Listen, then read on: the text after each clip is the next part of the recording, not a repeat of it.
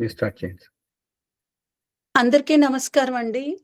మనకి తెలుసు కదా! గత ఏడాదిగా ఆల్మోస్ట్ అగ్రహారం వాళ్ళు చాలా ఆన్‌లైన్ డిస్కోర్సెస్, చాలా ఆధ్యాత్మిక విషయాల మీద గురు పరంపర మీద నిర్వహిస్తూ ఉన్నారు. అందులో భాగంగా ధనుర్మాసం కాబట్టి ఇప్పుడు ధనుర్మాసం అనేది సాధనకి, సాధకులకి చాలా ప్రత్యేకమైంది కదా! మార్గశీర్షంలో ఆ గోదాదేవి మార్గళి వ్రతం అని చెప్పేసి ఒక వ్రతం చేస్తుంది గదా! మార్గశీర్షం అంటే మనకి సాధనలో మనము ఎంతవరకు సాధన చేయగలమో అనే ఆ పాత్‌వేలో మనకి శీర్షం లాంటిది. మన శరీరానికి తల ఎలాంటిదో మాసాల్లో మార్గశీర్షం అట్లాంటిది సాధకులకి. కాబట్టి ప్రత్యేకంగా ఆధ్యాత్మిక సాధకులకి మార్గశీర్షం చాలా గొప్పది. బ్రాహ్మీ ముహూర్తంలో లేచి స్నానం చేసి అమ్మవారు గోదాదేవి స్వామివారి మీద మధురమైనటువంటి కీర్తనలు పాడింది. అంతే కాకుండా నాకు చాలా ఇష్టమైన విషయం ఏంటంటే గోదాదేవిలో వ్యక్తిగత సాధన కాకుండా అంటే ఆవిడ వ్యక్తిగతంగా తరించడం ఒక భాగమైతే, తనతో పాటు తన చెలికత్తెలందరినీ నిద్రలేపి పాసురాలన్నీ అలాగే ఉంటాయి. నిద్ర లేపి ఎవరైతే సాధనలో కొంచెం అప్రమత్తంగా ఉన్నారో వాళ్ళందరినీ కొంచెం తట్టి లేపి, మనం భగవంతుడి పాదాల దగ్గరికి వెళ్ళాలి. మన జన్మకి చరితార్థం అదే. మనం అందుకే పుట్టాము. మన జీవన పరమావధి ఏదో అది తెలుసుకోవాలి అన్న ఒక తాపత్రయాన్ని వాళ్ళకుంటుంది ఇన్నర్‌గా. దాన్ని కాస్త గుర్తు చేసి, వాళ్ళని నిద్ర లేపి, వాళ్ళని సాధనకి తయారు చేసి, తనతో పాటు వాళ్ళని దేవదేవుడి పాదాల దగ్గరికి తీసుకెళ్ళటం అనేది పాసురాల్లో మనకు కనిపిస్తూ ఉంటుంది. అదొక అద్భుతమైన విషయము. ఇంకోటేమంటే మధుర భక్తి. అంటే దేవదేవుడిని ప్రేమతో ప్రేమ అనే ఒక మార్గంతో స్వామివారిని అర్చించటము అనేది కూడా ఒక అద్భుతమైన ప్రక్రియ. అది ఆవిడ ఆచరించి చూపిచ్చారు. ఎప్పుడైనా కూడా ఆచరణ మనం ఫాలో అవ్వడానికి చాలా బాగుంటుంది. ఏదైనా కూడా ఇటువంటి మార్గం ఉంటుంది అనేది కూడా తెలీదు చాలా మందికి. ఆవిడ దాన్ని అంటే దేవుడిని చేరుకోవడం అంటే పెద్ద పెద్ద తపస్సులు, ఉపాసనలే కాదు. ప్రేమతో కూడా దేవదేవుడి పాద పద్మాల్ని చేరుకొని తరించొచ్చు. తరించటమే కాకుండా తరింపచేయొచ్చు ఇంకో ఎంతో మందిని అని గోదాదేవి ఒక గురువుగా, మార్గదర్శకత్వంగా మనందరికీ ఉంది కాబట్టి మహాతల్లి భూదేవి అంశతో భూదేవి అంశతో జన్మించారు. ఆ దేవి ఆ అమ్మవారి గురించి మనకి ఈరోజు సవిస్తరంగా మనకు చెప్పడానికి అరవింద స్వామి వారిని మనం ఆహ్వానించాము అగ్రహారం తరఫున. ఆయన ఆయన ఎప్పటినుంచో వైష్ణవ సాంప్రదాయంలో చాలా సాధన చేసి ఉన్నారు. ఎంతో కృషి చేసి ఉన్నారు. బాగా మంచి మంచి ప్రబంధాలు, వైష్ణవ ప్రబంధాలన్నీ చదివి ఉన్నారు. జట్టు తరఫున ఎన్నో సేవలు అందిస్తూ ఉన్నారు. అందువలన వారిని ప్రత్యేకంగా ఈ డిస్కోర్స్ తీసుకోమని అడగడం జరిగింది. నమస్కారం అరవింద్ స్వామి గారు. మీరు ప్రారంభించవచ్చు. Thank you.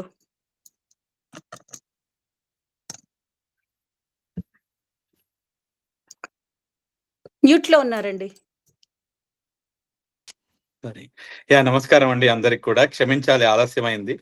ముందుగా అందరికీ ధనుర్మాస మహోత్సవం, నిన్ననే ధనుర్మాస మహోత్సవ శుభాకాంక్షలు.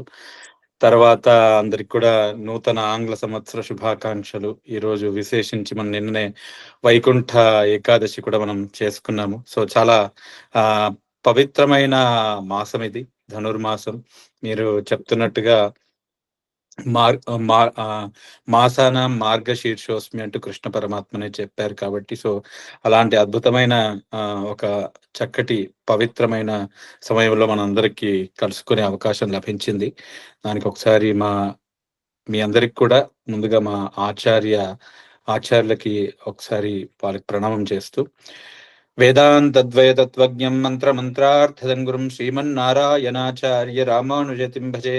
కాశ్యపాన్వే సంజాతం నారాయణ పదాశ్రితం శ్రీమన్నారాయణం వందే యతీశ్వర శ్రియాజుషం.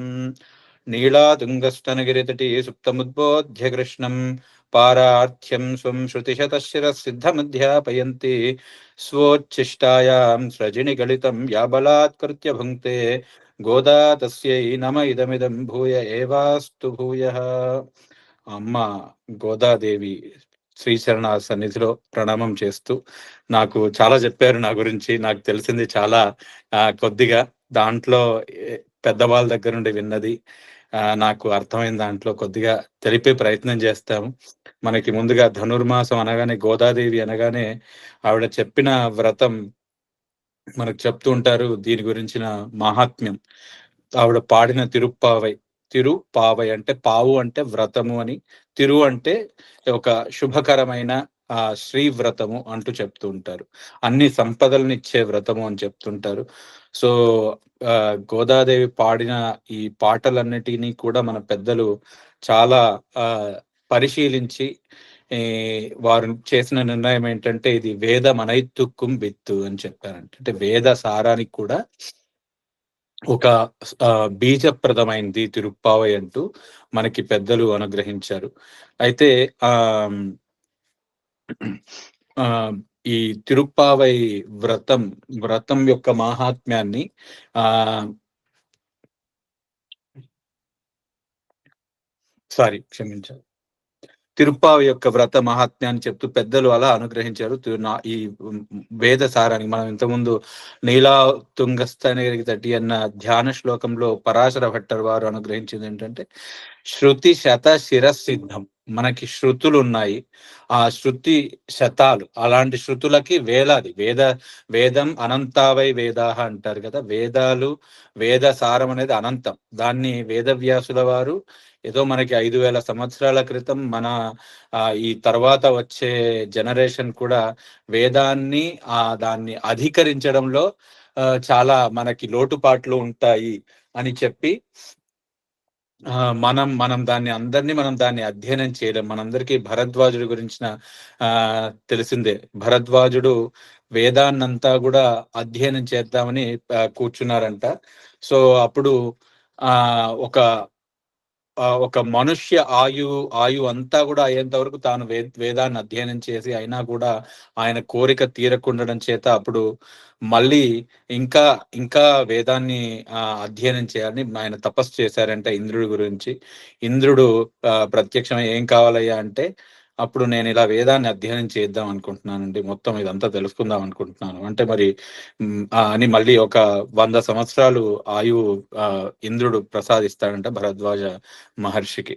మళ్ళీ ఒక 100 సంవత్సరాలు చేస్తారంట. తర్వాత మళ్ళీ అలా 3 సార్లు చేసినా ఆయన తృప్తి చెందక ఇంకా చాలా ఉంది నేర్చుకోవాల్సింది అని అప్పుడు చెప్తే, ఇలా కాదు వేదం నువ్వు ఇప్పటి వరకు నువ్వు అధికరించింది ఇంత అని ఒక 3 కొండల్ని సృష్టించి మనకి వేద పర్వతాలు అంటారు, వేదాద్రి అని కూడా పిలుస్తూ ఉంటారు. ఆ 3 కొండల్ని ఆయన చూపించి ఇవి ఇంత ఇంకా ఉంది, నువ్వు అధికరించాల్సింది నేర్చుకోవాల్సింది ఇంకా ఉంది, కాబట్టి వేదాన్నంతటిని కూడా అధ్యయనం చేయడం అనేది అందరికీ దుర్లభము, కాబట్టి ఆ వేద సారాన్ని తెలుసుకోవాల్సింది అని భరద్వాజుడికి చెప్తారు. సో అలాంటి అనంతావై వేద శృతి శతం అంటారు కదా. సో ఎంత దాన్ని అధ్యయనం చేసినా కూడా తరగని సంపద వేదం. సో అలాంటి వేదానికి శిరస్సు అంటే మనకి హెడ్ లాంటిది. హెడ్ అంటే ఏమంటారంటే, యూజువల్ గా వేదంలో అన్నిటికంటే ముఖ్యమైనది ఏంటి, మనకి వేదంలో 2 రకాల విజ్ఞానం ఉంటుంది. ఒకటి కర్మకాండ, రెండవది జ్ఞానకాండ అంటారు. ఆ జ్ఞానకాండనే ఉపనిషద్ భాగం అని కూడా మనకు పెద్దలు చెప్తుంటారు. మనకి ఇప్పుడు వేదాంతం మన ఈ రామానుజ ఆది శంకర భగవత్పాదులు కానీ, రామానుజులు కానీ, మధ్వాచార్యులు కానీ, మిగిలిన ఏ ఆచార్యులు ఎవరు చెప్పినా కూడా ఈ వాళ్ళ స్కూల్స్ ఆఫ్ థాట్ అన్ని కూడా డిపెండింగ్ ఆన్ దిస్ ఉపనిషద్ భాగం పైనే ఉంటాయి మోస్ట్లీ. ఆ ఉపనిషత్తు ఎందుకంటే అది వేదానికి శిరస్సు వంటిది. అది ఒకటి తెలుసుకుంటే మిగిలినవన్నీ తెలిసినట్టే అన్నట్టు మనకి పెద్దలు దాన్ని శిరస్సు అన్నారు. ఆ శృతి శత శిరసిద్ధం. ఆ వేద ఉపనిషద్ భాగం యొక్క అర్థాన్ని తెలుసుకోవటం అనేది ఈ కష్టం. మనకి భరద్వాజ మహర్షి గురించి ఇంతకుముందే చెప్పుకున్నాం కాబట్టి, శృతి శత శిరసిద్ధం అధ్యాపయంతి. ఆవిడ ఏం చేసింది గోదా అమ్మవారు అంటే, కేవలం ఇంతకుముందు శాంతి గారు చెప్తూ ఇండివిజువల్ సాధకురాలు కాదు గోదా అమ్మవారు, అందరినీ కూడా కలుపుకొని వెళ్ళే ఆవిడ. ఎందుకంటే సాక్షాత్తుగా భూదేవి అంశతో జన్మించింది కాబట్టి సహజమైన ఒక ఓరిమితనం ఉంటుంది. దాంతో పాటు చాలా చాలా కరుణ, వాత్సల్యం అనేది ఆడవారిలో ఎక్కువ ఉంటుంది. సాక్షాత్తుగా భూదేవి అంశ కాబట్టి ఆవిడ పరిపూర్ణమైన అనుగ్రహం మన మీద కలగడం చేత మనల్ని అందరినీ ఉద్ధరించడానికి శృతి శతశిరసిద్ధం అధ్యాపయంతి. ఎవరికి? మనకు కాదంట. సాక్షాత్తుగా భగవంతుడికే ఆ శృతి శతశిరస్సును ఆయనకి తెలిపింది. ఏంటి అంటే భగవంతుడికి ఏంటి మనం చెప్తూ ఉంటాం, పురుషోత్తముడు. మనకి తమిళ సాంప్రదాయంలో పెరుం ఆల్ అంటారు. అంటే పురుషోత్తముడు అని చాలా ప్రేమగా పిలుచుకుంటూ ఉంటాం ద్రవిడ సంప్రదాయంలో. పురుషోత్తముడు, పురుషాణం ఉత్తమ పురుషుడు. మనకి అధమ పురుషుడు, మధ్యమ పురుషుడు, ఉత్తమ పురుషుడు ఇలా ఉంటూ ఉంటుంది మనకి భేదం. అదే ఉత్తమ పురుషుడు అంటే ఏంటి అంటే ఆయన్నే మనకి వేదాలు చెప్పింది. ఆయన పురుషోత్తముడు అని ఎందుకన్నారంటే ఆయన్నే పరమ పురుషుడు. మనందరం కూడా ఆత్మస్వరూపులం కాబట్టి ఆయన పరమాత్మ, మనం ఆత్మ, ఆయన పరమాత్మ కాబట్టి ఆయన నా ఉత్తమ పురుషుడు అన్నారు. ఆయన చేయాల్సింది ఏంటి అంటే ఆయన సకల కళ్యాణ గుణములు కలిగిన వాడు భగవంతుడు. కానీ మనం చేసే మన కర్మల్ని చూసి భగవంతుడికి అప్పుడప్పుడు కోపం వస్తుందంట. అందుకే ఆయన అనాది అవిద్య కర్మ వాసన రుచి వివశరాయి అంటూ మనకి అనేక కర్మల వల్ల మనం చేసిన వీటిని చూసి మనం వెళ్తే భగవంతుడి ముందుకి మనం డైరెక్ట్ గా వెళ్తే మన కర్మలన్నింటినీ చూసి ఆయన క్షిపామి నరక లోకానం అంటూ ఆయన కోపం, మన మీద ద్వేషం ఏమి ఉండదు. కానీ మనం చేసిన ఆయన he had to follow the rules. Correct. ఇప్పుడు మనం సిస్టమ్ ఉంది, మనకి ఏదో ఒక సిస్టమ్, డ్రైవింగ్ సిస్టమ్ ఉంది, మనకి డిఎన్బి ఉంటుంది. They have to enforce all the laws because ఆయన్నే ధర్మాన్ని రూల్స్ అన్నిటినీ ఎస్టాబ్లిష్ చేసి ఆయన కూడా ఈ లోకానికి వచ్చినప్పుడు ఆ ధర్మాలన్నింటినీ కూడా ఆయన కూడా పాటిస్తాడు, మనకి ఆచరించి చూపిస్తాడు. మనం వాటిని ఆ ఆచరణ, మనకు ధర్మాచరణ లేకపోతే ఏమవుతుంది, మనము తప్పు మార్గంలో నడిస్తే మనకి అనేక కర్మలు ఉంటాయి, వాటిని అనుభవించాల్సి ఉంటుంది. కాబట్టి మనం భగవంతుడి ముందుకు వెళ్తే ఆయన మన దోషాలన్నింటినీ చూసి ఆయన మనకి కోపం చేస్తాడు భగవంతుడు. కానీ భగవంతుడికి కోపం చేస్తే ఏమవుతుంది, ఆయనలో ఉన్న వాత్సల్యం అనే గుణం మరుగున పడిపోతుంది. కాబట్టి నువ్వు వీళ్ళని కోపగిస్తే నీలో ఉన్న ఆ వాత్సల్యం అనే గుణం నీలో ప్రకాశించదు స్వామి అంటూ, నీవు కాకపోతే ఇంకెవరు రక్షిస్తారు వీళ్ళందరినీ? ఆయన చెప్పాడు కదా, యోగక్షేమం వహామ్యహం పరిత్రాణాయ సాధూనాం వినాశాయ చ దుష్కృతాం అని ఆయన్నే యోగక్షేమం వహామ్యహం అని భగవంతుడే ప్రమాణం చేసి ఉన్నాడు. కాబట్టి నీవు రక్షించకపోతే ఎలా అంటూ గోదా అమ్మ స్వామికి కూడా ఉపదేశం చేసింది. అందుకే ఆవిడకి మనకి శ్రీదేవి అంటారు. శ్రీదేవి అంటే శ్రీయతే ఇతి శ్రీహి శ్రేయతే ఇతి శ్రీహి. భగవంతుణ్ణి ఆశ్రయించి ఉంటుంది, మనల్నందరినీ కూడా మనందరిచే ఆశ్రయింపబడుతుంది అని మనకి పెద్దలు నిర్వచనం చెప్పారు. శ్రేయతే మనతో సేవింపబడేది, భగవంతుణ్ణి సేవిస్తూ ఉండేది. ఆవిడ ఏం చేస్తుంది, మనకి సంప్రదాయంలో ఇంకొక చక్కటి పదాన్ని మనకు పెద్దలు చెప్తుంటారు. అదేంటంటే పురుషకార భూతురాలు అంటూ ఉంటారు.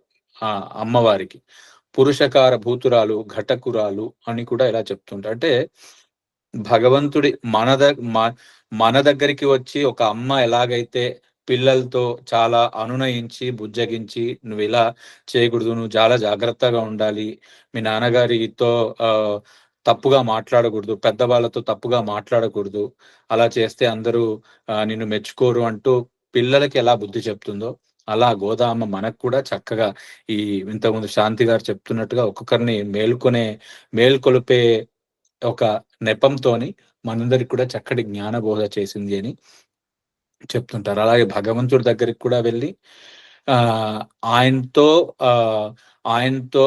ఉద్బోధయంతి, ఆయనకి బోధన చేసి నువ్వే రక్షించవలసిన వాడివి అంటూ భగవంతుడికి కూడా ఒక ఉపదేశాన్ని, ఆ శృతి శతశిరసిద్ధం ఉపనిషత్తు యొక్క అర్థాన్ని భగవంతుడికి కూడా ఉపదేశించి ఆయనతో మనల్ని రక్షింప చేసేట్లుగా ఈ వ్రతాన్ని మనకు అనుగ్రహించింది అని మనకు పెద్దలు చెప్తారు.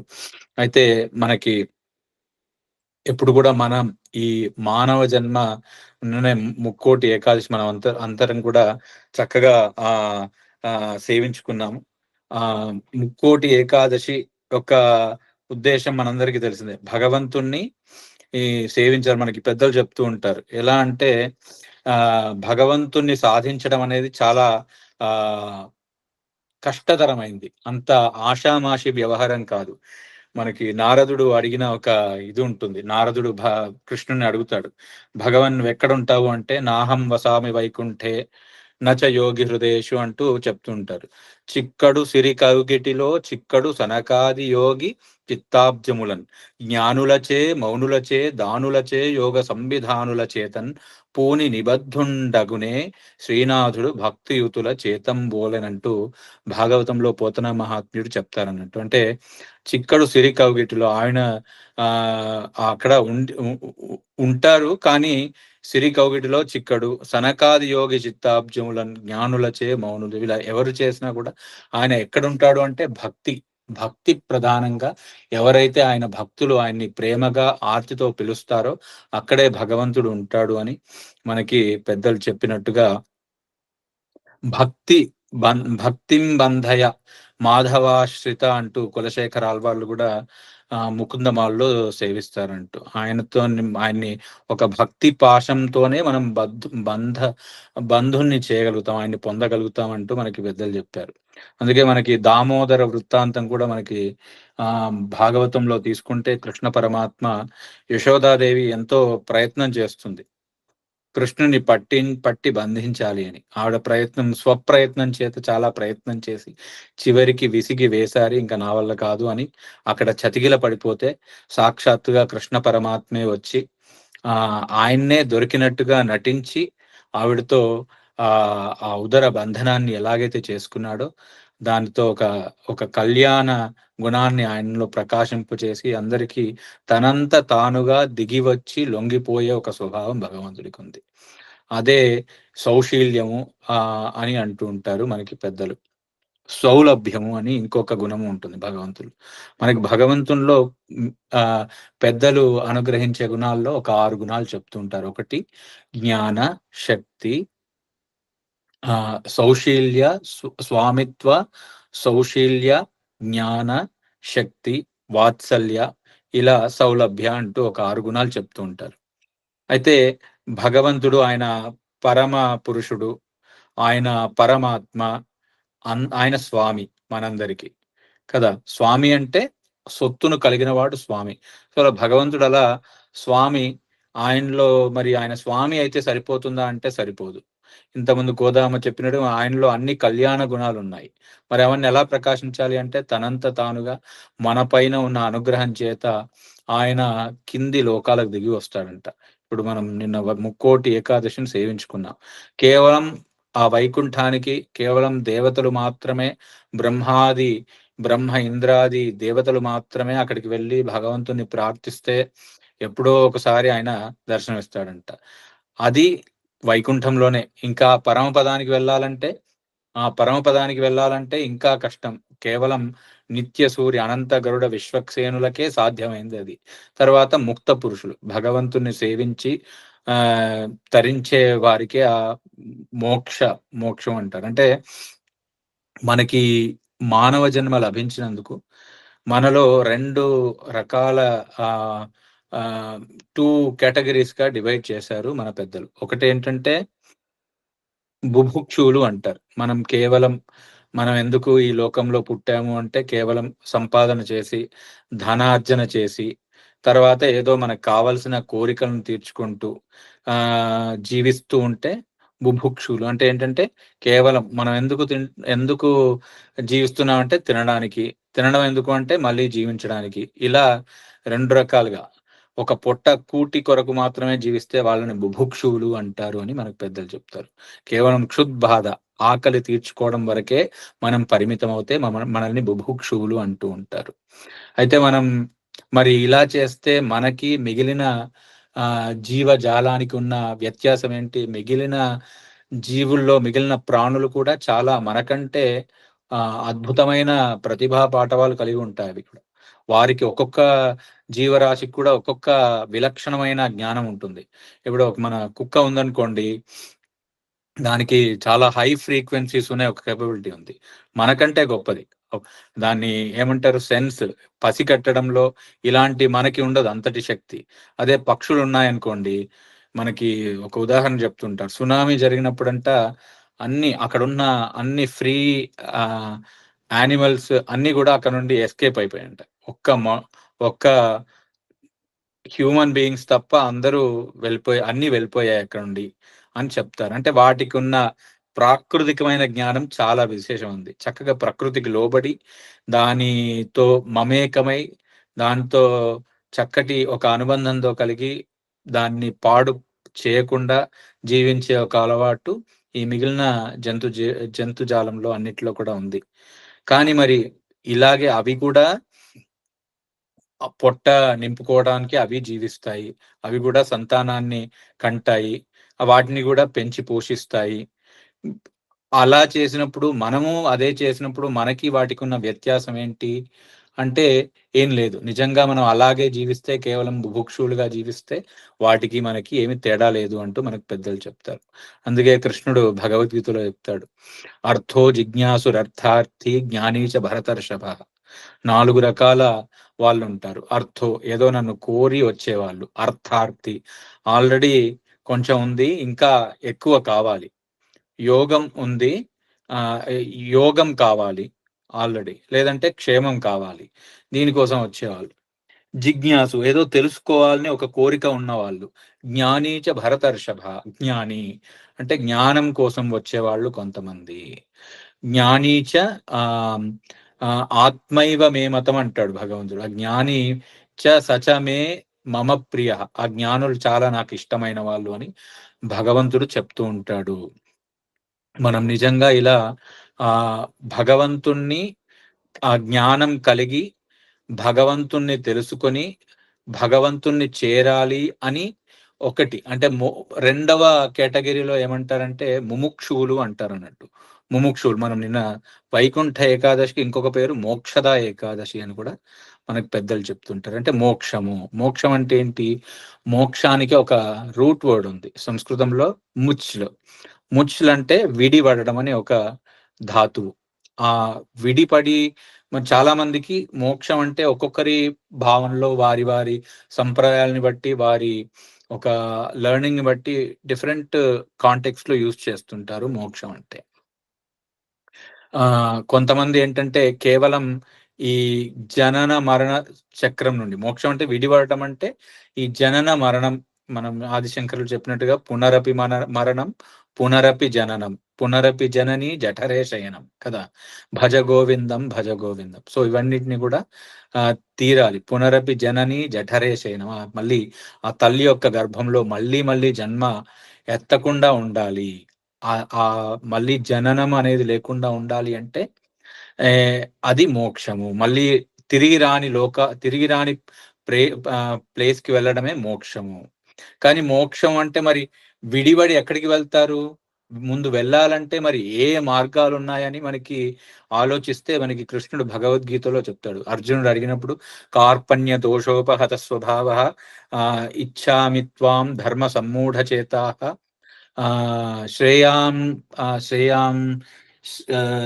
శ్రేయస్సును నాకు ఉపదేశించు అని భగవంతుణ్ణి, కృష్ణ పరమాత్మని కృష్ణుడు ప్రార్థిస్తే కృష్ణుడు చెప్తాడు అన్నట్టు. ఆయన పెద్దలు చెప్తూ ఉంటారు, శ్రేయస్సు అంటే ఏంటి? ఇక్కడ నాకు ఏదో యుద్ధం చేయడానికో, ఇక్కడ ఏది ఆయన అడిగిన ప్రశ్న కాంటెక్స్ట్ ఏంటి?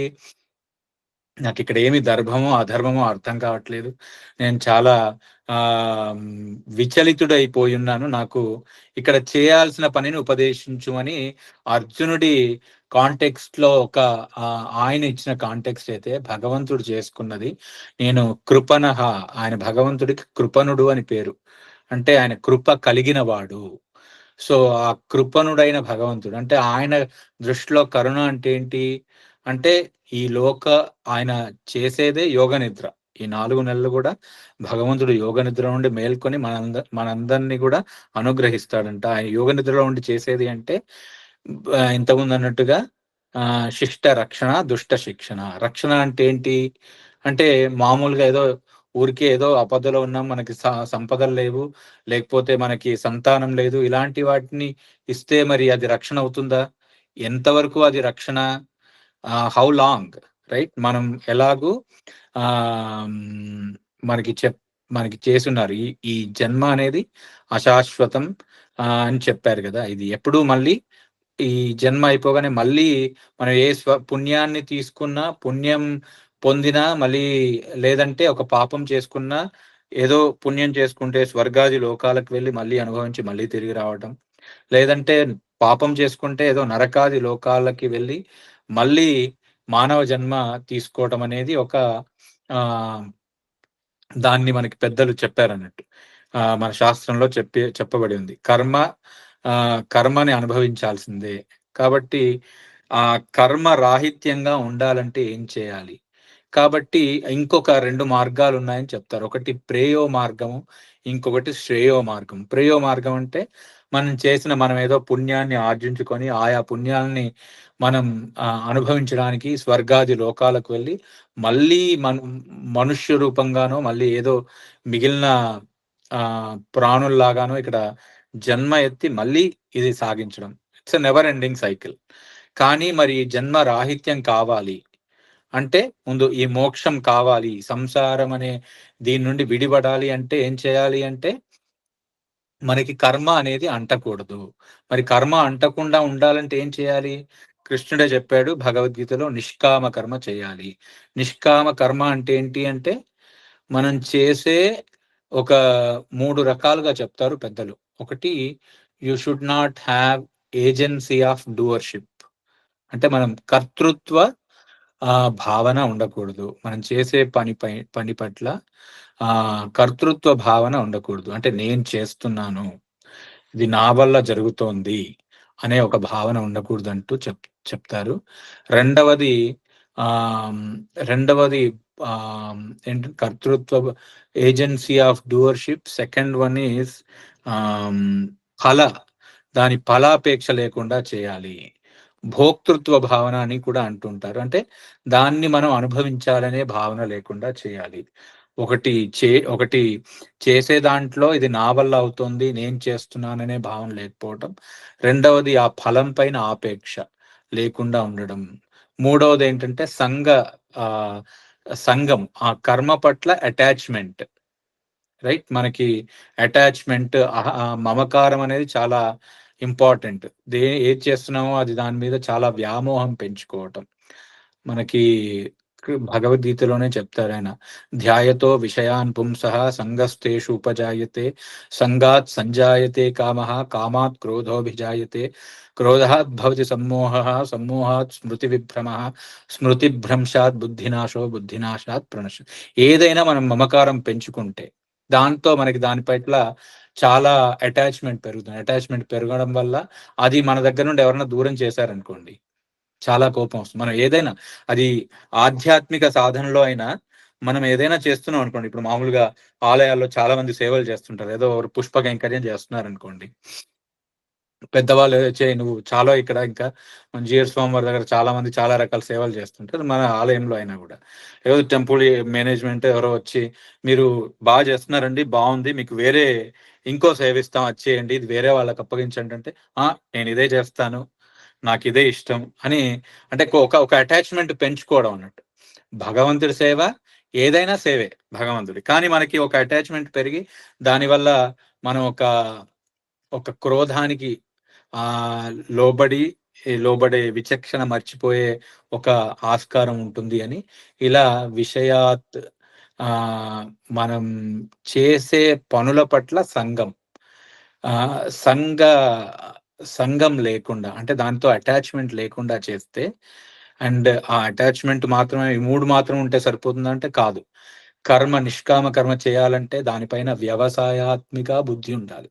వ్యవసాయాత్మిక బుద్ధి అంటే ఆ చేసే పనిని చాలా పర్ఫెక్ట్ గా చేయాలి. సాంఖ్యే యోగ అంటారు. అంటే మనం చేసే కార్యం ఏదైతే ఉందో కర్మని, మనకి ఐఐటి స్లోగన్ చూస్తే కర్మసు కౌశలం యోగః. ఆ కర్మ యోగంగా చేయాలి. కర్మలో కౌశలంగా చేస్తే అది యోగం అవుతుంది అని భగవంతుడు చెప్తున్నాడు. ఆ నిష్కామ కర్మని ఆ విధంగా చేస్తే అప్పుడు మనకున్న కర్మ రాహిత్యం, మనకి ఈ చేసే కర్మల పట్ల మనకి దానివల్ల ఎలాంటి ఫలితం రాదు. అంటే మనకి పుణ్యం ఉన్నా, పాపం ఉన్నా. పుణ్యం ఉంటే ఏంటి? స్వర్గాది లోకాలకు వెళ్ళి అనుభవించి మళ్ళీ మనకి పాత మన ఇతిహాస పురాణాలు చూసుకుంటే చాలా ఉదాహరణలుంటాయి. ఏదో మన త్రిశంకు, బొందితో స్వర్గం అంటూ త్రిశంకు ఆయన ఈ దేహంతోనే స్వర్గానికి వెళ్ళే ప్రయత్నం చేశారు. తర్వాత ఇంద్రుడు ఎప్పుడు భయపడుతుంటాడు. ఎవడొచ్చినా ఇంద్ర ఇంద్రాధిపత్యాన్ని, ఆధిపత్యాన్ని ఎవడు తీసుకుంటాడో, అందుకే ఎవరు యజ్ఞయాగాలు చేస్తున్నా ఆయనకు భయం. అలా చాలా మంది ఇంతకుముందు మనకి ఇలా యజ్ఞయాగాదులు చేసి నహుషుడు అనేవాడు, ఇలా కొంతమంది చక్రవర్తులు వాళ్ళు అశ్వమేధ యాగాలు చేసి స్వర్గ పదవి కోసం ప్రయత్నించిన వాళ్ళున్నారు. అవన్నీ గూడా చాలా టెంపరరీ, చాలా వెరీ లెస్ ఇంపార్టెంట్. ఎందుకంటే అవి మళ్ళీ రావాల్సిందే అదయిపోతే.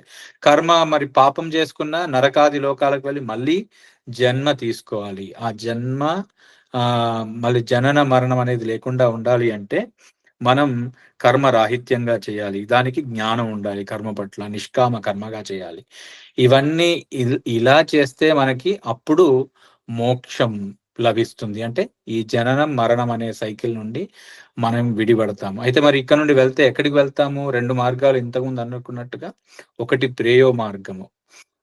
ఇంకొకటి శ్రేయో మార్గం. శ్రేయో మార్గం అంటే మనకి ముక్తోర్చిద్దిన పూర్వపక్ష షడుదద్ మాసాబ్ద వాతాంశుమత్ గ్లౌ విద్యుత్ వరుణేంద్ర ధాతృ మహితః సీమాంత సింధ్వాప్లుతః. అంటే ఈ బ్రహ్మాండాలన్నీ దాటి, ఈ అతల వితల సుతల తలాతల రసాతల మహాతల పాతాళాది ఊర్ధ్వలోకాలన్నీ దాటి అది పైకి వెళ్ళే మార్గం. కిందికి వెళ్ళే మార్గం పాతాళ, తలాతల, రసాతల, మహాతల, పాతాళ అంటూ ఏవో 7 లోకాలు కింద ఉంటాయి. ఆ పైన 7 లోకాలు ఉంటాయి. ఇలా 7 లోకాలన్నీ దాటి, ఈ బ్రహ్మాండం దాటి, పైన బ్రహ్మగారు ఉండే లోకం సత్యలోకం దాటి, ఈ బ్రహ్మాండం దాటి, ఈ సృష్టి అంతా దాటి త్రిపాద్ విభూతి అని మనకు చెప్తూ ఉంటారు. మనకి పురుష సూక్తంలో కూడా వస్తుంది ఇది. 3 ఈ ఈ అనేక కోటి బ్రహ్మాండాలన్నీ కూడా ఒక పాదం అయితే దీనికి 3 అది పరమపదం ఉంటుంది అని, ఆ విరజ నది దాటిందంతా కూడా ఆవల పరమపదము అని. అక్కడికి వెళ్తే మళ్ళీ ఎందుకు అంటే అక్కడికి వెళ్తే అది నచ పునరావర్తతే నచ పునరావర్తతే అంటూ చెప్తుంది వేదం. మళ్ళీ ఎవరైతే అక్కడికి వెళ్ళిన వాళ్ళో మళ్ళీ తిరిగి రారు ఈ లోకంలోకి. వారికి మళ్ళీ జననము, మరణం అనే ఒక మళ్ళీ అలాంటి ఇబ్బంది ఉండదు అని మనకి చెప్తారు. ఆనందో బ్రహ్మే దివ్య జానాత్. అయితే మనం ఆ పరమపదానికి వెళ్ళాలంటే ఏంటి? భగవంతుణ్ణి మనం చేరాలి అనే ఒక జ్ఞానం కలిగి ఉండాలి. ఇలాంటి జ్ఞానం కలిగి దాని పట్ల ప్రయత్నం చేసే వాళ్ళందరూ కూడా వాళ్ళందరినీ ముముక్షువులు అంటారు. మనందరికీ ఇక్కడ ఉన్న వాళ్ళందరూ కూడా ఆస్తికులు కాబట్టి, ఆస్తికులు అంటే భగవంతుని చాలా మందికి ఒక అపోహ ఉంటుంది. ఆస్తికులు అనగానే భగవంతుణ్ణి విశ్వసించే వాళ్ళు అని అనుకుంటూ ఉంటారు. కాదండి. మనకి పెద్దలు చెప్పింది ఎవరైనా కూడా ఏ సంప్రదాయమైనా కూడా పెద్దలు చెప్పిందేంటంటే, ఆస్తికులంటే భగవంతుని విశ్వసించే వాళ్ళు కాదు. ఆస్తికులంటే మన వేదాల పట్ల విశ్వాసం కలిగిన వాళ్ళు, వైదిక ధర్మం పట్ల విశ్వాసం కలిగిన వాళ్ళని ఆస్తికులు అంటారు. అలాంటి విశ్వాసం కలిగి భగవంతుణ్ణి సాధించాలనే, భగవంతుణ్ణి పొందాలనే కోరిక కలిగితే వాళ్ళని ముముక్షువులు అంటారు. ఆ ముముక్షుత్వాన్ని అనుగ్రహించేవాడు మోక్షమిచ్చే జనార్దనాథ్, ఆ పరమ పురుషుడైన నారాయణుడు మాత్రమే అని మనకి చెప్తున్నారు కదా! మరి దాన్ని సాధించడానికి మనం ఇప్పుడు చెప్పుకున్న దాంట్లోనే ఈ కర్మయోగం భగవంతుడు బోలెడన్ని ఉపాయాలు చెప్పాడు భగవంతుడు. ఎలా భగవంతుణ్ణి చేరాలి అని. అవన్నీ మనకు భగవద్గీత అర్థం కావాలి, లేదంటే ఉపనిషత్తులు అర్థం కావాలి. వేదమా మనకి అందరికీ దాన్ని యోగ్యత లేదు. దాన్ని అర్థం చేసుకొని ఆచరణలో చూపే ఆ యోగ్యత మనకి చాలా కష్టం. తర్వాత ఉపనిషత్తులు, రామాయణాది గ్రంథాలు నేర్చుకొని చక్కగా వాటిలో ఉన్న అర్థాన్ని కరెక్ట్‌గా తెలుసుకుందామా అంటే మనకున్న సమయం చాలా తక్కువ. అవి కూడా మనకి అర్థమవుతాయి. ఏదో స్టోరీలానే చూస్తాం తప్ప, ఏదో కథల్లాగానే వింటాం తప్ప, దాంట్లో ఉన్న అంతరార్థాన్ని, ఆ ఉపనిషదర్థాన్ని అర్థం చేసుకొని దాన్ని ఆచరణలో పెట్టడం అది కష్టం. భగవద్గీత భగవంతుడు అనుగ్రహించాడు. ఆ భగవద్గీతలో మనకి చెప్తుంటారు చాలా. మనం తూ, చ తప్పకుండా అంటూ ఉంటారు. ఎందుకు అంటే తూ, చ అనేవి సంస్కృత పదాలు. ఆహ్, ఎక్కడ గూడా తూ అన్నా గూడా, చ గూడా వదిలిపెట్టకుండా అంత పర్ఫెక్ట్‌గా ప్రాక్టీస్ చేయడం అనేది. కృష్ణుడి భగవద్గీతలో చెప్పిందెవడు ఎవరు సాక్షాత్తుగా పరమాత్మ గాబట్టి దాంట్లో ఏ ఒక్క అక్షరం కూడా దాన్ని చాలా అద్భుతమైన అర్థం ఉంటుంది. ఆయనెక్కడ యూజ్ చేసినా గూడా వర్డ్స్ ఇంతకుముందన్నట్టుగా మనం ఆహ్, ఆహ్, సంజాయతే ధ్యాయతో విషయాన్ పుంసః సంగస్తేషు ఉపజాయతే. ఒక దగ్గర ఆయన ఉపజాయతే అంటాడు. ఇంకో దగ్గర అభిజాయతే అంటాడు. ఈ ఉపజాయతే ఎందుకు? అభిజాయతే జాయతే అనొచ్చు కదా! రెండిటికి ఉపజాయతే ఎందుకు? అభిజాయతే ఎందుకు? అంటూ దాంట్లో చాలా విలక్షణతను మనకు పెద్దలు చెప్తూ ఉంటారు. ఉపజాయతే అంటే ఏంటి? అభిజాయతే అంటే ఏంటి? మనం of course don't want to get lot of detail into that. కాకపోతే ఇక్కడ చెప్పాల్సిన విషయం ఏంటంటే, భగవద్గీతలో చాలా నిగూఢమైన అర్థం. దాన్ని అర్థం చేసుకోవడం గూడా చాలా కష్టం. మళ్ళీ అది ఏది ఆర్డర్‌లో వినాలో గూడా మనకు తెలీదు. భగవంతుడు అర్జున విషాద యోగ అంటూ స్టార్ట్ చేస్తూ కర్మయోగ, జ్ఞానయోగ, మోక్ష సన్యాసం ఇలా అనేక యోగాలు చెప్పి ఉన్నాడు భగవంతుడు. వాటిలో మనం ఏది పాటించాలి? ఎలా పాటించాలి? దాన్నెలా అర్థం చేసుకోవాలి? అనేది మన శక్తికి మించిన ఆహ్, ప్రయత్నం అది. తరువాత ఇక్కడ మనము ఇంకొక విషయం చెప్పుకోవాల్సిందేంటంటే, ఇంతకుముందు శాంతి గారు మాట్లాడుతూ, మనం సాధకులము, సాధించాల్సింది మోక్షము అంటూ చెప్పారు గదా! మనకి ఈ వ్రతానికి కూడా మార్గశీర్ష వ్రతం అని పేరు. అంటే మార్గానాం, మాసానాం మార్గశీర్షోస్మి. ఆయన భగవంతుడు చెప్పాడు మాసాల్లో. కానీ మనం మార్గం అంటున్నాం. ఏ మార్గము? ఆధ్యాత్మిక జగత్తులో ఈ ఆధ్యాత్మిక సాధనలో ఉన్న వాళ్ళందరికీ చాలా మార్గాలు కృష్ణుడు భగవద్గీతలో ఉపదేశించాడు. అందులో గూడా ఇది శీర్షమైనది అంటూ మనకి పెద్దలు చెప్తూ ఉంటారు. ఇంకొకటేంటంటే ఈ ఈ మాసానికి ఇంకో పేరేంటి? ధనుర్మాసం అని కూడా అంటూ ఉంటాం. ఎందుకు అంటే సూర్యుడు ధనుర్రాశిలో ప్రవేశించిన దగ్గర నుండి మళ్ళీ మకర రాశిలో ప్రవేశించేంత వరకు కూడా ఇదొక నెల రోజుల సమయం సౌరమానం ప్రకారం. మనకి శాస్త్రంలో చెప్పారు. ప్రణవో ధనుః శరో హ్యాత్మా బ్రహ్మతల్లక్ష్యముచ్యతే. ఏంటి మనం సాధించాల్సింది? ఇంతకుముందు మోక్షులుగా చెప్పుకున్న వాళ్ళు ప్రణవో ఓంకారమే ధనుస్సు. ఆ ఓంకారం అనే ధనస్సుతో శరో హ్యాత్మ మన ఆత్మనే ఒక శరము, బాణము. దాంతో ఎక్కడ సంధించాలి ఆ శరస్సుని అంటే బ్రహ్మతత్ లక్ష్యం ఉచ్యతే. దానికి ఆ బాణానికి డెస్టినీ ఏంటి అంటే బ్రహ్మ. ఆ బ్రహ్మ అంటే ఎవరు అంటే మనకి వేదం చెప్తోంది. ఆనందో బ్రహ్మేతి వ్యజానాత్. ఆనందము ఎక్కడైతే పరమ ఆనందం ఉంటుందో ఆయన్నే బ్రహ్మ అని తెలుసుకోండి. ఆనందం అంటే ఆ భ శాశ్వతమైన ఆనందము. మనం చాలా సార్లు కొన్ని పదాలు వాడుతుంటాము. సుఖము, సంతోషము అని. సుఖం అంటే శరీరానికి కలిగించేది సుఖము. Convenient, comfort. ఒక్కొక్కసారి మనకి సుఖం లేకున్నా గూడా సంతోషంగా ఉంటాం. శ్రమ పడుతూ ఉంటాం చాలా. ఏదో చాలామంది హాఫ్ మ్యారథాన్‌లు చేసి కూడా చాలా జాయస్‌గా ఫీల్ అవుతుంటారు చేయగానే. ఆ చెమటలు కక్కుతూ చాలా అలసిపోయి చాలా హ్యాపీగా ఫీల్ అవుతుంటారు. అది సంతోషం. శరీరానికి కష్టం కలిగించి మనస్సుకి ఈ సంతోషం కలిగిస్తే మనస్సుకి కలిగే ఒక భావమే అది సంతోషము. ఆహ్, వీటన్నిటికంటే మించింది ఆనందము.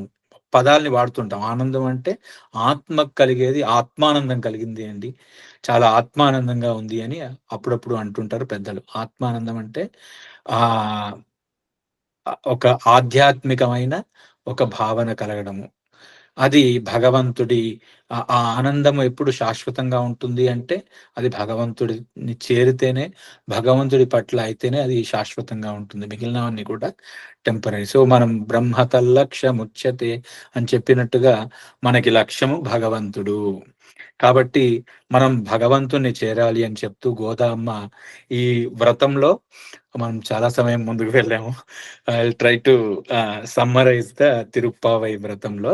సో, ఏం చేస్తుందంటే ఆవిడ చెప్పింది, పెద్దలు మనకు చెప్పినట్టుగా భక్తిలో 2 దశలుంటాయండి భక్తిలో. ఒకటి జ్ఞాన దశ, ఇంకొకటి ప్రేమ దశ. జ్ఞాన దశ ఏంటంటే భగవంతుడు స్వామి, ఆయన మనల్ని రక్షించేవాడని. రెండవది మనం భగవంతుల్ని రక్షించుకోవాలన్నది. అలా ఎప్పుడు జరుగుతుందంటే, ఈ జ్ఞానం అనేది చాలా పరిపక్వత చెంది అది ప్రేమగా మారితే అప్పుడది చాలా పరిపక్వమైన దశ అని పెద్దల కొన్ని ఉదాహరణలో చూడొచ్చు. ఇప్పుడు కృష్ణ పరమాత్మ ఆవిర్భవిస్తాడు. ఆవిర్భవించగానే ఆయన చతుర్భుజుడై శంఖ, చక్ర, గదాది ఆయుధాలతో ఆవిర్భవిస్తాడు వసుదేవుడికి. అది చెరసాలలో. చూడగానే వసుదేవుడు చాలా ఒకసారి సంభ్రమాశ్చర్యాలకు లోలైన, ఆహా! పరమాత్మ మాకు అవతరించాడు, మా సంతానంగా అవతరించాడని ఒక సంభ్రమాశ్చర్యాలకు లోనైనా కూడా వెంటనే కంసుడి గుర్తుకొచ్చేసి, అయ్యో! కంసుడికి తెలిస్తే కృష్ణుడికి ఎక్కడ ఆపద చేస్తాడో, ఎక్కడ కీడు కలిగిస్తాడో అంటూ వెంటనే స్వామి ఉపసంహర అంటూ ప్రార్థిస్తారు కృష్ణ పరమాత్మని. ఈ రూపాన్ని ఉపసంహరించుకో, ఎందుకంటే ఎవరైనా చూస్తే మళ్ళీ నీకు ఎక్కడ కీడు కలిగిస్తారు. అలాంటి భావనే కలిగిన వాళ్ళలో మనకి ఆళ్వార్లు అని మనకు పెద్దలు చెప్తారు. ఆ ఆళ్వార్లు సాక్షాత్తుగా భగవత్ ప్రేమని పరిపూర్ణంగా కలిగిన వాళ్ళు కాబట్టి, వాళ్ళు ఎక్కడ పాడితే భగవంతుడు, వారెక్కడ అవతరిస్తే అక్కడ భగవంతుడు వారితో పాటలు పాడించుకున్నాడు, వారి వెంట పడి తిరిగాడు భగవంతుడు అని మనకి పెద్దలు సెలవిస్తారు. అది వారు పాడిందే దివ్య ప్రబంధంగా, మనకి ద్రవిడ ప్రబంధంగా కూడా మనకి తెలుసు మనందరికీ. ఈ 12 ఆళ్వార్లో ఒక చివరిగా వాళ్ళందరి ప్రేమకి ఒక ఒక ఏమంటారు, పినకిల్ అంటూ ఉంటారు కదా! వారందరికంటే చాలా ఉత్తమమైన, భగవంతుడి పట్ల ఒక అనితరమైన ప్రేమ కలిగింది గోదామ్మవారు. 12వ ఆవిడని కూడా ఆళ్వార్‌లో 12వ వారిగా చెప్తారు. At the same time she is also incarnation of mother earth. అంటే భూదేవి అంశతో ఆవిర్భవించింది. సో, ఆవిడ ఆవిర్భవించి చేసింది, ఆవిడ చెప్పింది మనకి తిరుప్పావై ముప్పదుం తప్పామె. ఈ 30 పాటల 3 పదుల పాటలు ఆవిడ నేర్పించింది. అందులో ఏమున్నాయి తిరుప్పావైలో చూసుకుంటే, మనకి మొదటి 5 పాటల్లో మనకి 5 విషయాలు మనకి తెలుసుకోవాలని చెప్తుంటారు. ఏంటి అంటే, ఇంతకుముందన్నట్టుగా అసలు మనం ఏదైనా సాధించాలంటే, మనకు గోల్ ఉండాలంటే ఏంటి? మన గురించి మనకి కొంచెం మోడర్న్ టెర్మినాలజీలో స్వాట్ అనాలిసిస్ అంటుంటారు కదా! She made A swat analysis. So, మనకు తెలుసుకోవాల్సిన 5 విషయాలు. అర్థ పంచక జ్ఞానం అంటూ చెప్తుంటారు. ఒకటి స్వస్వరూప, 2 పరస్వరూప, 3 ఉపాయ స్వరూప, విరోధి స్వరూప, ఫలస్వరూప. మనం ఎవరము? మనం ఎందుకు ఇక్కడికి వచ్చాము? మనం ఎక్కడికి చేరాలి? దాన్ని అందించే ఉపాయం ఏంటి? దాన్ని పొందడానికి అక్కడికి వెళ్తే మనకొచ్చే ఫలమేంటి? దాన్ని పొందకుండా అడ్డే ఆటంకాలు ఏమున్నాయి? ఈ 5 విషయాల్ని గూడా గోదా అమ్మ 5 పాటల్లో, మొదటి 5 పాటల్లో చెప్తుంది. మొదటి పాటలో మనం ఆ పరమ నడిపాడి అంటూ చెప్తూ, తర్వాత ఆయన్ని భగవంతుడి యొక్క 5 స్వరూపాలను చెప్తుంది. ఏంటి అవి అంటే, పర అంటే ఆ పరమపదంలో ఉన్న పరమాత్మ. రెండవది వ్యూహ, పాలకడలి. అంటే మనం అంటుంటాం కదా, క్షీరసాగరం. అక్కడ ఆయన్నే తనంత తానుగా దిగివచ్చి వాసుదేవ సంకర్షణ ప్రద్యుమ్న అనిరుద్ధ రూపాలుగా భగవంతుడు తనను మార్చుకొని ఆ వ్యూహ రూపంలోకొచ్చి వైకుంఠ వ్యూహ వాసుదేవుడిగా ఉండి అనుగ్రహిస్తుంటాడు. ఆయన్నే ఆ పరమాత్మనే ఇంకొకసారి మళ్ళీ ఇంకా వీళ్ళని మనం అనుగ్రహించట్లేదు అని, ఆయన సౌలభ్యం అని చెప్పుకున్నాం కదా, ఆ గుణం కలిగిన వాడు కనుక మనందరినీ మనందరికీ అందుబాటులో ఉండడానికి రామకృష్ణాది అవతారాలుగా భగవంతుడు ఆవిర్భవించాడు. అది వ్యూహము విభవ అవతారాలు అంటూ ఉంటారు. అది 3వ పాటలో చెప్తుంది గోదామ్మ. 2వ పాటలో పాలకడలో ఉన్న నారాయణుడి గురించి చెప్తూ, మూడవ పాటలో విభవ అవతారం గురించి చెప్తూ, నాలుగవ పాటలో అంతర్యామి, మూడవ పాట ఫలస్వరూపం చెప్తుంది. సో మొదటి పాట పరమాత్మ ఎవరు అని చెప్పడము, రెండవ పాట విభవ అవతారాన్ని గురించి చెప్పడం, మూడవ పాటలో ఫలం, మనం పొందే ఫలం ఏంటి అనేది, నాలుగవ పాటలో అంతర్యామి స్వరూపాన్ని చెప్తూ మనకున్న ఆటంకాలు ఎవరు తొలగిస్తారు, ఆడు మనై కన్నా ఉండ్రుని కైకరవేల్ అంటూ ఆ మనం ఒకవేళ భగవంతుడికి మనం శరణాగతి చేస్తే మిగిలిన ఆటంకాలంటే ఏంటి, మనకి ఆధ్యాత్మిక, ఆది భౌతిక, ఆది దైవిక, మూడు రకాల ఇబ్బందులు ఉంటాయి. ఆధ్యాత్మికమైన మనకు తెలిసిందే, భౌతికమైనవి తెలిసినవే, తర్వాత ఆది దైవిక, దైవిక అంటే మనకి వానలు వినబడింది, అది దైవీ ఈ చేష్ట, అది అంతే కదా, మనం మనం చేసుకుంటే రాలేదు అది. ఇలా రకరకాలుగా మిగిలిన భూతాలతో కలిగేవి ఆది భౌతికం, ఆ దైవీ శక్తులు కలిగించే అపాయాలన్నీ కూడా ఆది దైవికం. వర్షం పడుతోంది, ఎండ పడుతోంది, ఇవన్నీ కూడా ఆది దైవికము అంటూ చెప్తుంటారు. ఇలా ఇలా ఆటంకాలను తొలగించేవాడు పరమాత్మ కాబట్టి ఆయన్నే ఉపాయంగా మనం తీసుకోవాలి అంటూ ఉపాయం అంతర్యామి, అందరిలో ఉండి భగవంతుడు ఆయన్ని మన అనుగ్రహిస్తుంటాడు. చివరగా అర్చామూర్తి, శ్రీరంగాది క్షేత్రాల్లో, తర్వాత మన కోసం తనంత తానుగా శ్రీరంగం, తర్వాత తిరుమల ఇలాంటి క్షేత్రాల్లో తనంత తానుగా భగవంతుడే తన రూపాన్ని చాలా మందికి విగ్రహంలో భగవంతుడు ఉన్నాడు అంటుంటారు. విగ్రహంలో ఉండడం కాదు, విగ్రహమే భగవంతుడు అని మనకు పెద్దలు చెప్తుంటారు. ఎందుకంటే గోదామ్మ విశేషం ఏంటంటే, మిగిలిన ఆళ్వాళ్ళందరూ కూడా అర్చామూర్తిని ఆరాధించినా కూడా ఆవిడ వీళ్ళందరిలో కూడా చాలా గొప్పగా ఎందుకు ప్రకాశించింది అంటే, ఆ అర్చామూర్తినిలో ఉన్న ఆవిడ అక్కడెక్కడో కృష్ణుడు ద్వారకలో ఉన్న కృష్ణుణ్ణి సాక్షాత్తుగా ఇక్కడ ఉన్న అర్చామూర్తి ఒకరే అని పరిపూర్ణమైన విశ్వాసం కలిగింది కాబట్టి ఆవిడ చేసిన వ్రతం ఫలించింది. సో అలా మనకి గోదా అమ్మ చెప్తుంది. తర్వాత ఈ మిగిలిన 10 పాటల్లో కూడా ఒక్కొక్క గోపికని మేల్కొలుపుతూ మన సాధకులు ఎలా ప్రవర్తించాలి, వాళ్ళు చేయాల్సిందేంటి అని చెప్తూ, శ్రవణం ముందుగా పక్షులు అరుస్తున్నాయి, ఆలయంలో శంఖధ్వనులు వీస్తున్నాయి, ఇలా కొన్ని గొల్ల వాళ్ళందరూ కూడా, గొల్ల వనితలందరూ లేచి వాళ్ళు చక్కగా స్నానాలు చేసి పుష్పాలు ధరించి ఆభరణాలు ధరించి చల్లలు చిలుకుతున్నారు, వాళ్ళు చేసే శబ్దాన్ని వినబడలేదా, పశువులు వెళ్తున్నాయి పచ్చిక మేయడానికి, ఇలా సామాన్య పదాలతో ఉపనిషద్ అర్థాలని చెప్పింది. శ్రవణం మనకి 3 దశలు ఉంటాయి. భగవంతుని సాధన చేయాలి అంటే ముందు వినాలి, శ్రవణం, మననం, నిధిధ్యాసనం అని చెప్తున్నాం. శ్రవణం అంటే రెండు రకాలుగా వినాలి. బహూనాం శ్రోతవ్యం, బహూనాం శ్రోతవ్యం, బహవః శ్రోతవ్యం అంటే చాలా సార్లు విన్నదే మళ్ళీ మళ్ళీ వినాలి. ఇప్పుడు విన్నామనుకోండి, ఇప్పుడు మనకి స్వామివారు కానీ పెద్దవాళ్ళు చెప్తుంటారు, ఏదో 3 గంటల ఉపన్యాసం చెప్తే దాంట్లో మనకి ఏదో ఒక 2 విషయాలు మాత్రమే మనకు గుర్తుంటాయి, మన మనస్సుకి అవి అందుతాయి. సో కాబట్టి మనం మళ్ళీ మళ్ళీ వినాలి, ఆధ్యాత్మిక సాధనలో మళ్ళీ మళ్ళీ వినాలి, చాలా సార్లు వినాలి, చాలా మంది మహానుభావుల దగ్గర నుండి సేవించాలి. అలా ఒక్కొక్కరు ఒక్కొక్క పంథాలో చెప్తుంటారు. మనకి సాధువుల వారు చెప్తే ఒకలా ఉంటుంది, లేదంటే మనకి జిఆర్ స్వామి వారు చెప్తే ఒకలా ఉంటుంది. ఇలా మహానుభావులు చెప్పే వారి ఉపదేశ ధార కానీ, ఆ ఉపదేశ విధానం కానీ ఒక వైలక్షణ్యం కలిగి ఉంటుంది కాబట్టి చాలా మంది మహానుభావుల దగ్గర నుండి వినాలి. శ్రవణం, ఆ విన్నదాన్ని మననం చేసుకోవాలి. మూడవది నిధిధ్యాసనం అంటూ చెప్తుంటారు. దాన్ని మళ్ళీ మనం ధ్యానంలో పెట్టుకోవాలి, దాన్ని ఆచరణలో పెట్టాలి. ఇలా 3 దశల్లో చేయాలి. కానీ ఇలా చేయాలి అంటే మనం ఏం చేయాలి, మనంతట మనగా మనకి జ్ఞానం లేదు, ముందుగా అసలు మనకి దాని పట్ల ఎలా చేయాలో కూడా తెలియదు. కాబట్టి ఏం చేస్తుంది, మనం అందరం కూడా గోష్ఠిలో చేరాలి. గోష్ఠి అంటే సత్సంగం. ఆది శంకర భగవత్పాదులు చెప్పిన సత్సంగత్వే నిస్సంగత్వం, నిస్సంగత్వే నిర్మోహత్వం, నిర్మోహత్వే నిశ్చలతత్వం, నిశ్చలతత్వే జీవన్ముక్తి. అంటే నిస్సంగత్వం అంటే ఏంటి, చెడు గుణాలు పోయి చక్కటి అలవాట్లు మనలో చేకూరుతాయి. పెద్దవాళ్ళు ఉన్నారనుకోండి, మనం చక్కగా ఈ గోష్ఠిలో ఉన్నాం, ఇక్కడ ఏదో పాటలు పెట్టుకొని అనవసరమైన అనవసరమైన లౌకికమైన మనం చేయట్లేదు. ఇక్కడ చాలా ఆధ్యాత్మికమైన విషయాలను మనం చర్చించుకుంటున్నాం కాబట్టి ఇలాంటి ఒక సత్సంగంలో చేరితే మనకి మంచి విషయాలు నేర్చుకునే అవకాశం లభిస్తుంది. తర్వాత ఎలా మాట్లాడాలో పెద్దలుంటారు మనకి సూచించే. ఇప్పుడు ఇప్పుడు శివగారు ఉన్నారు. వీళ్ళందరికీ తెలుసు. అంటే మనం ఎలా ఆర్గనైజ్ చేసుకోవాలి. మనం ఏమి టాపిక్స్ తీసుకురావాలి. చాలా అద్భుతమైన టాపిక్స్ తీసుకొచ్చి అందరికి ప్రజెంట్ చేస్తుంటారు.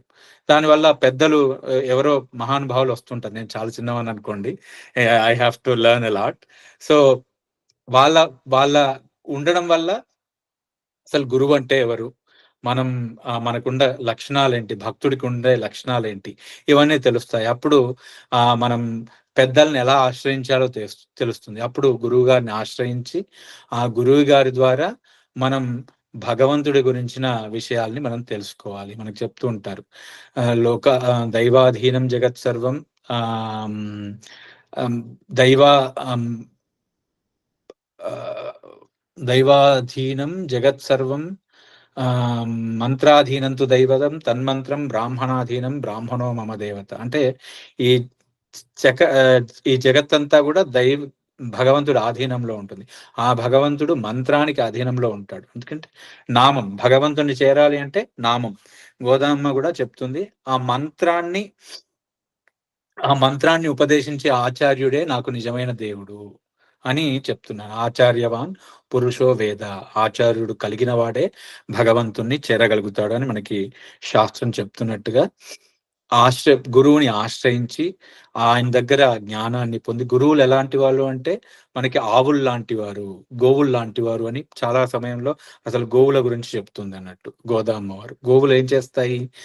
అరణ్యాల్లోకి వెళ్తాయి, అడవిలోకి వెళ్ళి అక్కడున్న రకరకాల ఔషధి సంబంధమైన గడ్డిని మనం తింటే జీర్ణం చేసుకోలేని విధంగా ఉండే ఆ గడ్డిని అంతా తీసుకొని చక్కగా వాటిని తిని నెమరు వేసి మనకి ఒక క్షీర రూపంగా ఎలాగైతే మనం స్వీకరించడానికి అనువుగా ఇస్తుందో, అలాగే ఆచార్యుడు అనేవాడు రెండు ఉంటాయి. జ్ఞానం అనుష్ఠానం ఇవే అని చెప్తుంటారు. జ్ఞానము అనుష్ఠానం. వారు జ్ఞానాన్ని దాన్ని ఉపాసిస్తారు. జ్ఞానాన్ని ఉపాసించిన దాన్ని ఆచరిస్తూ ఉంటారు. సో అలా వారు ఆచరించి మనకి పాలధారల్లాగా ఉపనిషద్ అర్థాలని కూడా, ఉపనిషత్తులనే అర్థంలో అరణ్యంలో ప్రవేశించి వాటి అర్థాలని తెలుసుకొని మనకి ఆ ఉపనిషద్ అర్థాలని వారి వాగమృతం అనే ఒక పాలలాగా మనకి అందిస్తూ ఉంటారు కదా. అవి సేవిస్తూ ఉంటే అప్పుడు మనకి భగవంతుడు అంటే ఎవరు, భగవంతుని ఎలా ఆశ్రయించాలనే జ్ఞానం కలుగుతుంది. ఇలా అప్పుడు కలిగినప్పుడు మనం వెళ్ళి ఏంటి అప్పుడు ముందుగా అమ్మవారిని మనం సేవిస్తామంటూ ఆ 16వ పాటలో వెళ్ళి కృష్ణుడి భవంతికి వెళ్ళి అక్కడున్న ద్వారపాలకుల్ని మేల్కొలిపి, తర్వాత దేవకి వసుదేవుల్ని మేల్కొలిపి, తర్వాత అక్కడున్న బలరాముడిని మేల్కొలిపి భాగవతోత్తముడు. బలరాముడు అంటే భాగవతోత్తముడికి ఒక దృష్టి. మనం ఎప్పుడు కూడా భగవంతుని సేవించేప్పుడు మిగిలిన భక్తులకి ఆటంకం కలిగించకుండా ఉండాలి. వారితో మనం మన వాళ్ళం అనిపించుకోవాలి. రామానుజరావు గారు చెప్పారు, నీ జీవితంలో ఏది సాధ్యం కాకపోతే ఎవరైనా ఒక ఉత్తమ భక్తుడితో నిన్ను నావాడు అనిపించుకో, అది చాలు, నీ జన్మ సార్థకం అవుతుంది అని.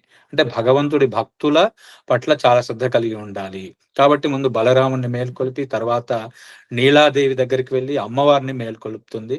అలా అమ్మవారిని మేల్కొలిపి ఆవిడ సహాయంతో పరమాత్మని మేల్కొల్పి, కృష్ణ పరమాత్మని మేల్కొలిపి ఆయనకి మంగళం పాడి 24వ పాటలో ఆయన యొక్క నేత్ర సౌందర్యాన్ని, స్వామి నేను ఊరికే ఎందుకు వచ్చారంటే మాకేదో కావాలని లిస్టు వెళ్ళగానే దేవుడి ముందుకు వెళ్ళగానే ఏదో లిస్టు ఇవ్వడం కాదు. వెళ్ళి స్వామి మమ్మల్ని అనుగ్రహించు, నువ్వే మమ్మల్ని రక్షించేవాడివి, మాకు ఇంకో ఉపాయం లేదు. కాబట్టి ఒకసారి ఎందుకు వచ్చారా అంటే కృష్ణ పరమాత్మ అడుగుతాడంటే గోపికల్ని అడిగి ఎందుకు వచ్చారంటే, స్వామి నువ్వు ఒకసారి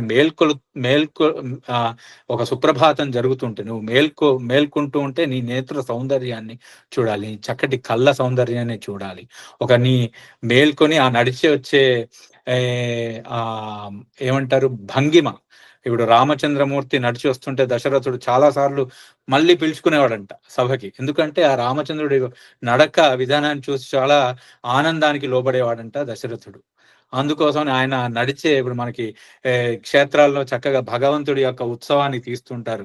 చాలా గజగమనము ఇలా గజగమనం అంటూ, అశ్వగమనం అంటూ, సింహగమనం అంటూ ఇలా చేసి చూపిస్తుంటారు భగవంతుడి యొక్క గతులు ఎలా ఉంటుంది. ఆయన నువ్వు నడిచి వస్తుంటే చాలా అద్భుతంగా ఉంటుంది స్వామి. ఆ సౌందర్యాన్ని మేము ఆస్వాదించాలి అంటూ, అంటే వెళ్ళగానే ముందు భగవంతుడికి ఏదో మన చెప్పడం కాదు.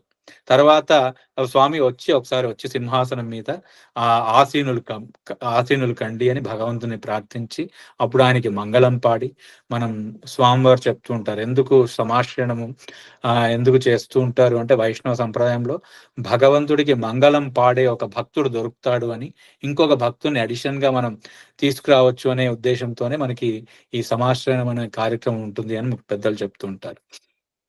అలా భగవంతుడికి మంగళం పాడాలి. ఆ మంగళం పాడడమే మనకొక అదృష్టము అని 24వ పాటలో మంగళం పాడి, తర్వాత భగవంతుని భగవన్ నీలాంటి వాడు ఇంకొకరు లేరు, ఒరుత్తి మగనాయ్ పిరందు, నువ్వు మా కోసమే ఆవిర్భవించావంటూ 25 పాటలో చెప్పి, ఈరోజు నిన్న 26వ పాటలో మాలే మణివన్న, నీవు చాలా ఒక నీలమేఘ వర్ణుడవు, నీలో అనేక కళ్యాణ గుణాలన్నీ ఉన్నాయి. ఆ కళ్యాణ గుణాలన్నిటినీ కూడా మా కోసమే నువ్వు ఆ నీ తపనంతా కూడా మమ్మల్ని ఎప్పుడు కూడా ఆ రక్షించడానికి. త్వర అనే గుణం ఉంటుందంట భగవంతుడిలో.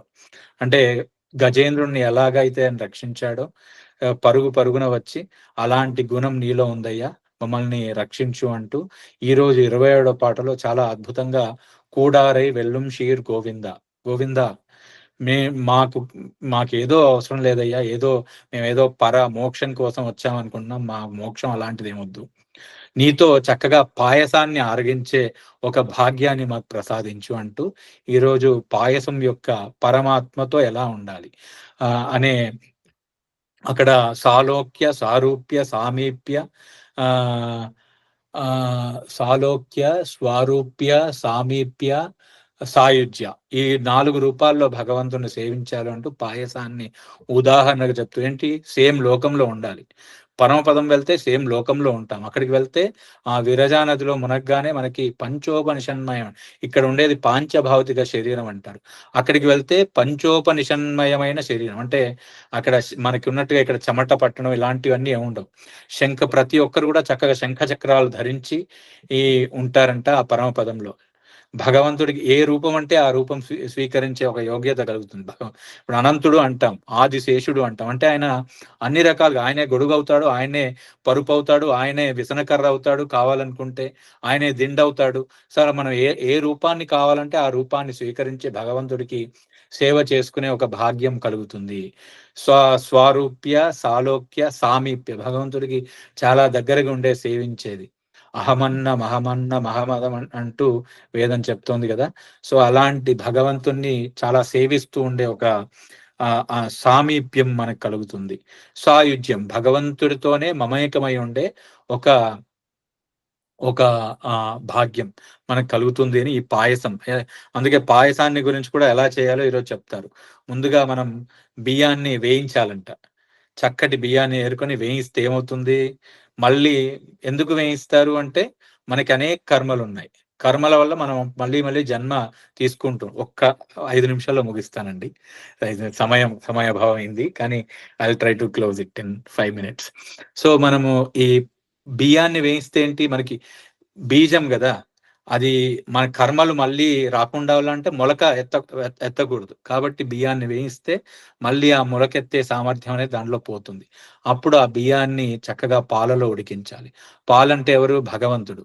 ఆ పాలలో ఉడికించాలి. ఎలా ఉడికించాలి, మళ్ళీ దాంట్లో నేతి కలపాలి. అంటే భగవంతుడికి మనకి పాలు బియ్యము గింజ వేరన్నట్టుగా లేకుండా రెండు కలిసిపోయేట్టుగా ఉడకాలి. అప్పుడు భగవంతుడికి మనకి తైలధార విచ్ఛిన్నంగా, భక్తి అంటే ఏంటి, తైలధార విచ్ఛిన్నంగా భగవంతుడి పట్ల మనకి జ్ఞానం అనేది కలుగుతూ ఉండాలి. అలా ఉండాలి అంటే మనకి భగవంతుడికి స్నేహం ఉండాలి. స్నేహం అంటే ఏంటి, నేయికి స్నేహం అని పేరు సంస్కృతంలో. ఆ రెండు నేతితో కలిపితే వండితే భగవంతుడికి మనకి ఒక అవిచ్ఛిన్నమైన ఒక సంబంధం ఏర్పడుతుంది. అప్పుడు దాంట్లో పంచదార కలపాలి. పంచదార అంటే ఏంటి, ప్రేమ స్వభావము. సో ఆ ప్రేమ పరిపక్వత కలిగితే అది ప్రేమగా, భక్తి పరిపక్వత కలిగితే అది ప్రేమగా మారుతుంది. సో దాంట్లో ఇంకా మిగిలిన ఏవైనా యాడ్ చేయొచ్చు అనుకోండి. ఇలా అంటే పాలు, బియ్యము అనే డిఫరెన్స్ లేకుండా భగవంతుణ్ణి సేవించే ఒక భాగ్యాన్ని ప్రసాదించమని ఈరోజు గోదా అమ్మవారు ప్రార్థిస్తుంది కృష్ణ పరమాత్మతో. సో అది కూడారై వెల్లుం షీర్ గోవింద్ మనం అందరం కూడా చక్కగా కలిసి నీతో పాటు అనుభవించాలి. ఒక్కరే కాదు, అందరం కలిసి మనం అందరం అనుభవించాలి అంటూ ఈరోజు కూడారై పాశురంలో గోదామ్మ అనుగ్రహిస్తుంది. చాలా అద్భుతమైన పాశురం ఇది. సో ఇంకా చాలా తెలుసుకోవచ్చు, కాకపోతే మనకి సమయం చాలా తక్కువ కాబట్టి సో చాలా వరకు ఏదో నాకు తెలిసినంతలో చెప్పే ప్రయత్నం చేశాను. ఇంకా వీలైతే పెద్దల సూక్తుల నుండి మనం దీన్ని గ్రహించే ఒక అవకాశం మళ్ళీ భగవంతుడు ఆ గోదా అమ్మవారు మనందరికీ ప్రసాదించుగా కానీ ప్రార్థిస్తూ ఆండాల్ తిరువడిగలే శరణం, అంబెరుమానార్ తిరువడిగలే శరణం, జియర్ తిరువడిగలే శరణం. జై శ్రీమన్నారాయణ అండి. స్వస్తి. చాలా బాగుందండి. చాలా అద్భుతంగా భగవంతుణ్ణి రసోవైసహ అంటాం కదా! రసానందాన్ని మనం తింటూ పాయసం రుచి అందరికి పంచినట్టుగా గోదాదేవి ఎట్లయితే పరమామృతాన్ని పంచిందో, మీరు ఆ అమృతానికి కొంచెం చక్కెరలాగా వేదాంతాన్ని రంగరించి మాకు పొద్దున్నే అందించారు. చాలా అద్భుతంగా ఉంది ప్రవచనం. ధన్యవాదాలండి. Thank you very much. చాలా మీరు ఏదన్నా ఒక సైట్ ఏదన్నా ఉంటే దీని తెలుగులో అర్థాలు ఉన్నది ఏదైనా సజెస్టెడ్ సైట్ ఉంటే గనక శాంతి గారితో షేర్ చేయండి. తప్పకుండా అండి, నేను షేర్ చేస్తాను. మోస్ట్ ఆఫ్ తమిళ్ చదవడం రాదు కానీ బట్ వింటుంటే చాలా బాగుంటుంది సార్. అంటే మనకి భాష డిఫరెన్స్ కాబట్టి ఆ పదాలు కానీ ఆవిడ యూజ్ చేసిన పదాలు చాలా సామాన్య పదాలే అందరికి. గొల్లవాళ్ళు ఆడుతున్నారు, పాడుతున్నారు, ఏదో పశువులని మేపుతున్నారు, లేదంటే పక్షులు అరుస్తున్నాయి, కానీ చాలా సామాన్య పదాలతో ఉపనిషద అర్థాలు చెప్పింది. కాబట్టి ఆవిడ అమ్మ కాబట్టి, జగన్మాత కాబట్టి ఆవిడకి తన సంతానం గురించి తెలుసు. మన ఉన్న అశక్తత ఆవిడకి చాలా చక్కగా తెలుసు కాబట్టి అలా సేవించి చెప్పారు. సో చాలా ధన్యవాదాలండి ఇచ్చినందుకు. ధనుర్మాసానికి అట్లీస్ట్ మీ వల్ల కాస్త మాకు పుణ్యం వచ్చింది. శ్రవణం జయించారు మాతో, అద్భుతమైన శ్రవణం. పర్వాలేదు. ఓకేనండి, మరి థ్యాంక్ యూ. జై శ్రీమన్నారాయణ. ధన్యవాదాలు. ఓకే అండి.